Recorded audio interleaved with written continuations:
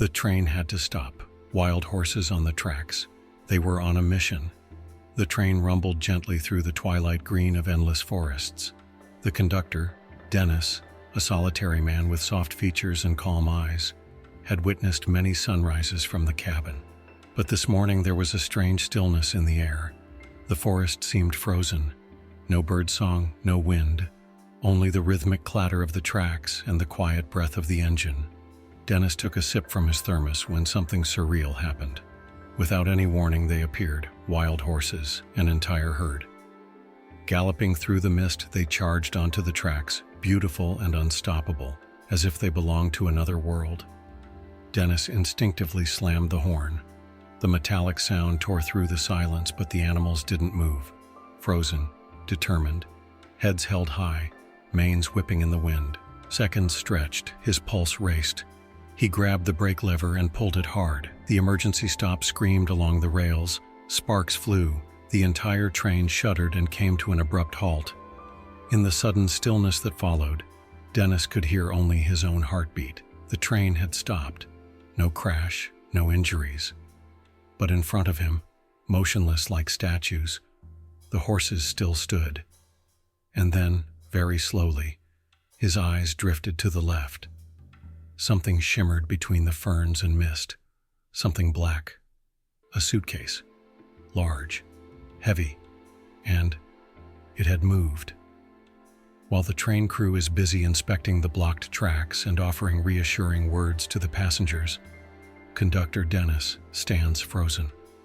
His gaze is fixed on a point beyond the rails, at the edge of the forest. Amidst damp grass and swirling mist lies a large black suitcase, old, with torn edges.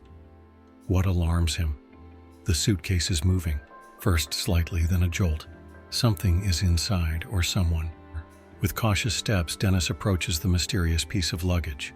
The horses, which would have normally retreated by now, remain on the tracks, as if they want to prevent the train from proceeding. The suitcase lies partially hidden in the tall grass, its lid not fully closed.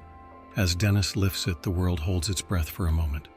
Amidst blankets and a crumpled stuffed rabbit, a little girl blinks up at him, not older than 3 years, tousled blonde hair, with a dirty face and wide, tear-swollen eyes. She says nothing. Only a faint, hoarse whimper escapes her throat as she clings tightly to the stuffed animal. Dennis feels a pang in his heart. Who would leave a child in a suitcase in the middle of the forest?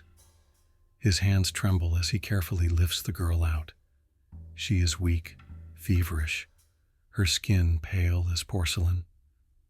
Something is wrong, but it's not just fear Dennis feels. It's the sense that this child has escaped something dark, and that she might know more than she can say. While Dennis is still gently lifting the little girl from the suitcase, the train crew arrives, stunned and speechless at the sight.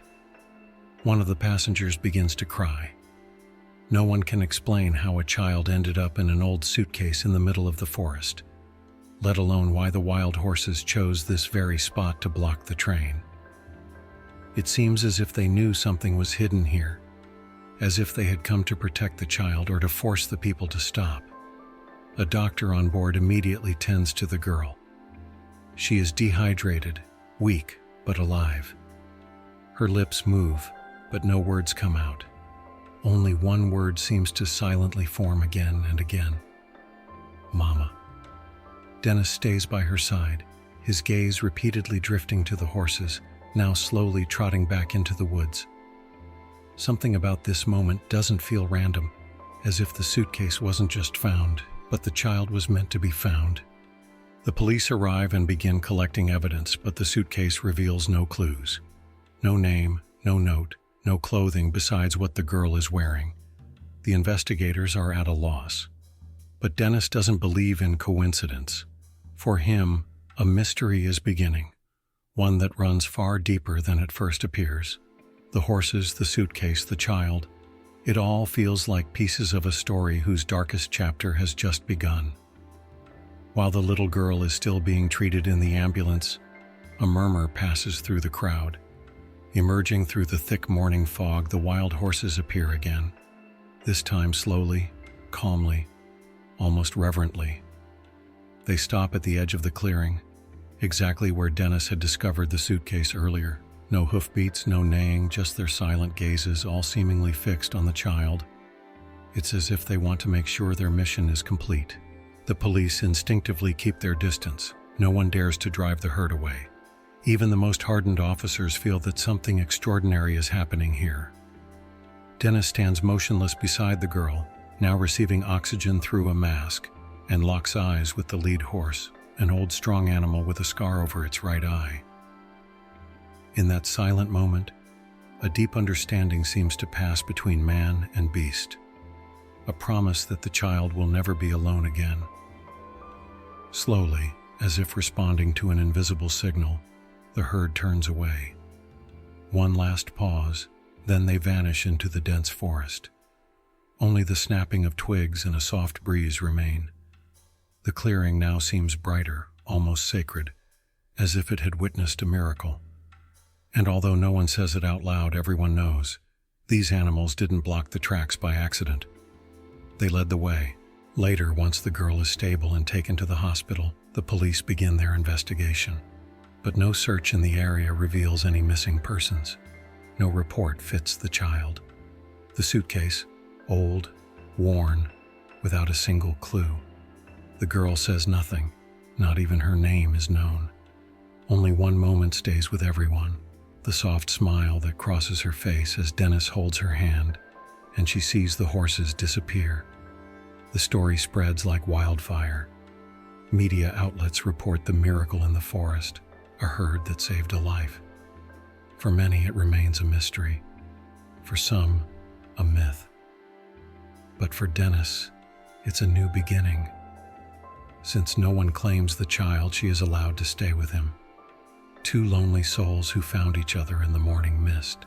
And every time Dennis drives past the clearing and the forest is wrapped in silence, the girl places her small hand in his.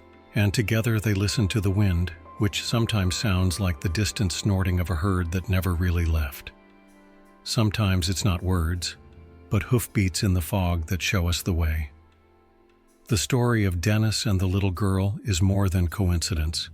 It's a gentle reminder that connection can arise anywhere, between man and animal, between two lost hearts, meeting at the right time, in the right place.